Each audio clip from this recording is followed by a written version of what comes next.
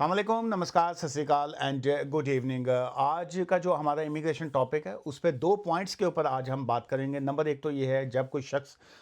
UK में आके asylum claim करता है और उसकी जो एविडेंस है उसके हवाले से क्या उसकी रिस्पॉन्सिबिलिटीज़ आ जाती हैं। और नंबर टू, जब कोई भी वकील, आपका सलिसिटर, आपका एडवाइज़र जब इमिग्रेशन के हवाले से, स्पेशली असाइलम केस के हवाले से आपके केस को लेके चलता है, तो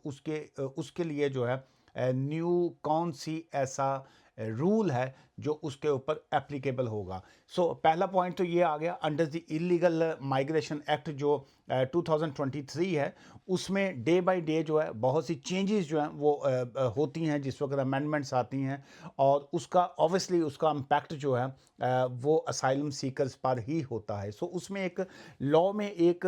लीगल एक वर्ड है, इनएडमिसिबल, जिसको कहा जाता है। एविडेंस इन द कोर्ट जो है या evidence in the with the home office, जो कि एक्सेप्ट नहीं की जाती, कि कौन सी ऐसी कंडीशन है जिसकी बेस के ऊपर आपकी एविडेंस को जो है हम एक्सेप्ट नहीं करेंगे। स्पेशली इस तरह के जो केसेस होते हैं जब कोई शख्स जो है वो असाइलम क्लेम करता है, और होम ऑफिस की तरफ से पहला पॉइंट ही यही आता है जिसको इनएडमिसिबल कहा जाता है, कि हम इस पॉइंट को या आपकी इस एविडेंस को जो है हम एक्सेप्ट नहीं करते हैं। उसमें जो है नंबर एक तो अब चेंजेस जो हैं वो ये आ रही हैं, और जुलाई 2026 से जो है ये वाला एप्लीकेबल होगा। और उसमें मेन थिंग ये है कि जब कोई भी शख्स जो है जब आके यूके में असाइलम क्लेम करेगा, और उसमें होम ऑफिस जो है उनका केस वर्कर्स जो हैं सबसे पहला पॉइंट ये देखेंगे कि क्या आप सेफ थर्ड कंट्री से होके आए हैं, या वहीं से आए हैं, या आपका रूट जो था वो सेफ कंट्री का था। अब ये जो सेफ कंट्रीज़ हैं उसकी लिस्ट में जो है अब कमिंग जुलाई 2026 से जो है उसमें और भी बहुत से कंट्रीज़ को जो है वो ऐड कर दिया गया है। उसमें नंबर वन अब जो है, अब बांग्लादेश जो है, कोलंबिया जो है, इजिप्ट से अगर आप लेट से अगर बहुत से लोग वाया अगर इजिप्ट आ रहे हैं, इंडिया जो है, इंडिया भी अब सेफ थर्ड कंट्रीज़ में जो है उसको वो जुलाई के बाद जो है उसमें वो एडिड है। और उसके बाद कोसोवो जो है वो आ गया, मोरक्को जो है वो भी उसमें है, तुनीसिया जो है वो भी उसमें आ रहा है। अब कोई भी शख्स जो है जब इन तमाम ये जो मैंने लिस्ट बोली है, ऑब्वियसली इसमें अब और भी इजाफा होगा, और उसमें ऑलरेडी भी बहुत से कंट्रीज थे, लेकिन मैंने स्पेशली ये जो आज की वीडियो में ये दो तीन कंट्रीज़ का जो इसलिए हवाला दिया है चूँकि मेरे देखने वाले जो हैं ज़्यादातर यहीं के होते हैं। इसमें ऑब्वियसली बांग्लादेश जो आ गया, और इंडिया जो है ये भी इसमें आ रहा है। और जुलाई के बाद जो है कोई भी शख्स जब यहाँ से होके आता है या यहाँ से इधर आके यूके में असाइलम क्लेम करेंगे, तो उनकी जो एविडेंस है इन एडमिसिबल की बेस के ऊपर जो है वो जिसको कहेंगे ना कि वेरी वीक केस की सिचुएशन में जो है वो आएगा।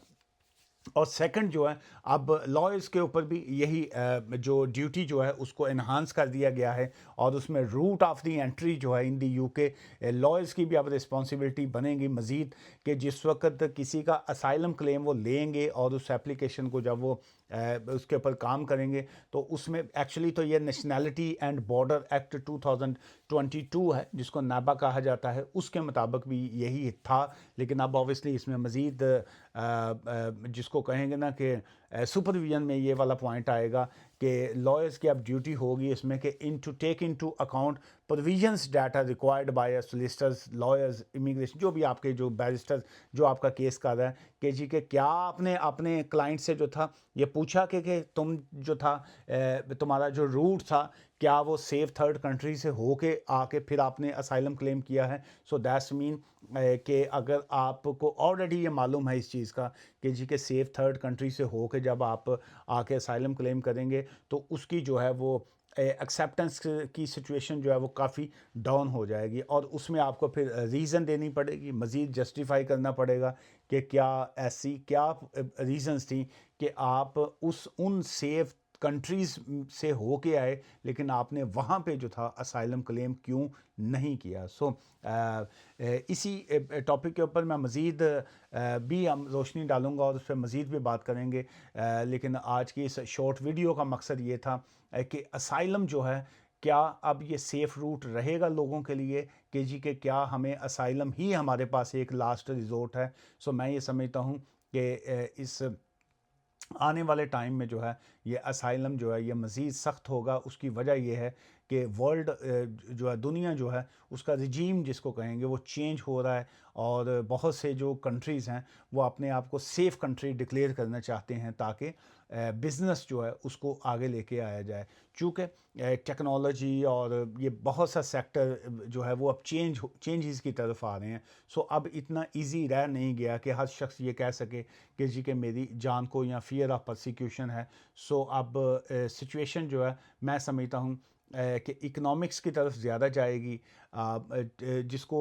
जिसको आज की अगर हम लैंग्वेज में कहते हैं, जिसको हम आज स्पॉन्सर लाइसेंस कह सकते हैं, जिसको आज हम सेल्फ स्पॉन्सरशिप जो है वो कह सकते हैं, वो रूट्स जो हैं अब कंपेयर टू असाइलम जो है ज़्यादा ईज़ियर, आसान और जो इजी मैं समझता हूँ एक्सेस होगा कि लोग असाइलम की तरफ या बाकी चीज़ों की तरफ जाके लाइफ को स्पॉइल करने के बजाय बिजनेस रूट को अपनाएंगे तो उनके लिए बेहतरी होगी। दुआ में याद रखिएगा। Take care, bye for now, good evening.